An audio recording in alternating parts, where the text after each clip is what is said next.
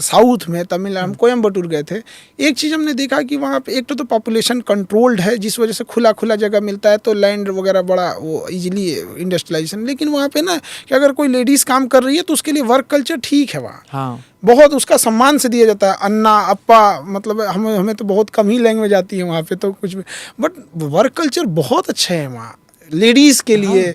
और ऐसा नहीं है कि हाँ भैया आप 9 बज गए आप लेडीज़ के लिए सेफ़ नहीं है, ऐसा नहीं, मतलब ठीक जगह अच्छा लगा। मैं एक प्रॉपर हाथ कदम से कदम मिला के चल रही थी। 15 साल पहले मैंने देखा था आंध्र प्रदेश में फ्लाईओवर बन रहा था, वहाँ पे साड़ियाँ जो पहन के औरतें मिट्टी या ब्रेक से पता नहीं क्या लेके जा रही थी सिर पे ढो के, पर कैनवस शूज़ पहना हुआ था, हेलमेट था, हेलमेट के ऊपर भार था, कुछ उठा के लेके जा रही थी, हेलमेट था और हाथ में ग्लव्स और पैर में जूते।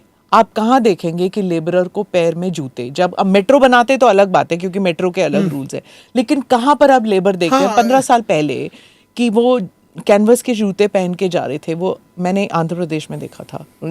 साउथ का इक्वलिटी इस सब मामलों में बहुत अच्छा है। साउथ जैसी इक्वलिटी हो, नॉर्थ ईस्ट जैसा वेजिटेशन और हरियाली हो, दिल्ली जैसा एजुकेशन हो, यूपी जैसा लॉ एंड ऑर्डर हो, राजस्थान जैसा कल्चर हो, बिहार जैसा अतीत हो, झारखंड जैसा खनिज संपदा भरा हो, कश्मीर जैसी वादियाँ हो, हरियाणा जैसा एथलीट हो, महाराष्ट्र जैसा मराठियों जैसा जिद हो कि हम पहाड़ उखाड़ सकते हैं यहाँ पर, फिर क्या नहीं हो सकता है। हमें दूसरों को क्या जरूरत है? तो पाकिस्तानी होगा ना फिर भी। कोई बात नहीं, बट हमें ना बाहर से सीखने की जरूरत नहीं, हम आपस में क्यों ना सीखे। अब मराठियों को देखिए ना, पहाड़ हुआ या कुछ भी हुआ वो ठान लिए तो ठान लेंगे कि हम कुछ भी कर सकते। साउथ वालों में इक्वालिटी, लड़का लड़की में कोई भेदभाव नहीं, लड़के को पढ़ाएंगे लड़कियों को भी पढ़ाएंगे। साउथ के जितने भी राज्य हैं वहाँ पे बहुत अच्छा लगता है। नॉर्थ ईस्ट वाले तो हम लोग चिल्लाते रह गए सस्टेनेबल डेवलपमेंट, उन्होंने दिखा दिया, आईना दिखा दिया हम लोग को। यहाँ पे हमने जितना भेदभाव अरुणाचल प्रदेश वालों को किया है, कभी चाइनीज बोल के कभी वो, लेकिन उन्होंने देश के लिए हमेशा खड़े रहे। तो ये हम लोग को दूसरे से क्या ही सीखने की जरूरत है। आपके यहाँ जब आते हैं सिर्फ बिहार के बच्चे हैं कि नहीं, पूरे ऑल ओवर इंडिया से आते हैं। तब मिनिकॉय आइलैंड है लक्षद्वीप के पास, वहाँ पे वहाँ हमारा एक स्टूडेंट, उसको पढ़ा है, नेवी में हो गया, सेलेक्ट हो गया, वहाँ कोई रहता नहीं है, उसको वहाँ पोस्टिंग मिल गया। वो लेटर लिखा था कि सर यहाँ पे कोई फोटो कॉपी दुकान नहीं है, हमको प्लीज स्टडी मटेरियल भिजवा दीजिए। हम लोग उसको पोस्ट ऑफिस में भेजे, पोस्ट ऑफिस वाला परेशान, भाई साहब वो इंडिया का लास्ट आइलैंड है, कैसे पहुंचाए वहाँ पे।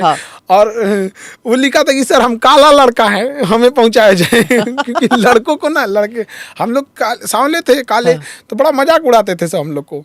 तो हम कहते कि अब हम सबको मानेंगे, तुम लोग को स्पेशल मानेंगे। तो स्पेशल नोट में लिखा था सर हम काला लड़का है, याद से भेज दीजिएगा। ऑल ओवर इंडिया से आते हैं। और जब ना उनका रिजल्ट हो जाता है ना, तो हमें इंडिया की हर कोने की मिठाइयाँ और डिशेज पता है। क्योंकि जब उनका रिजल्ट होता है तो हम कहते हैं कि अपने अपने डिस्ट्रिक्ट से लेके आना मिठाइयाँ, कोई कहीं से कोई कहीं से लेके आता है। आपको मिठाई अच्छी लगती है? हमको ना वो अच्छा, वो उनके हाथ से मिठाई लेना बड़ा अच्छा लगता है कि हम पढ़ाए थे, इनके यहाँ से आया हुआ है। तो मतलब ऐसा नहीं कि बहुत खाने के शौकीन, लेकिन एक उम्मीद रहती है। एक जैसे कोई बच्चा कामयाब हो जाता है तो माँ बाप को क्या ही लेना रहता है, कौन सा उनको कपड़े खरीद के कोई शौक बचा है। लेकिन एक होता है ना कि नहीं हमने पढ़ाया यहाँ पे, बस वो वाली खुशी रहती है। Do subscribe to the ANI Clips channel to get shorter versions of this podcast. Click here to watch the full episode.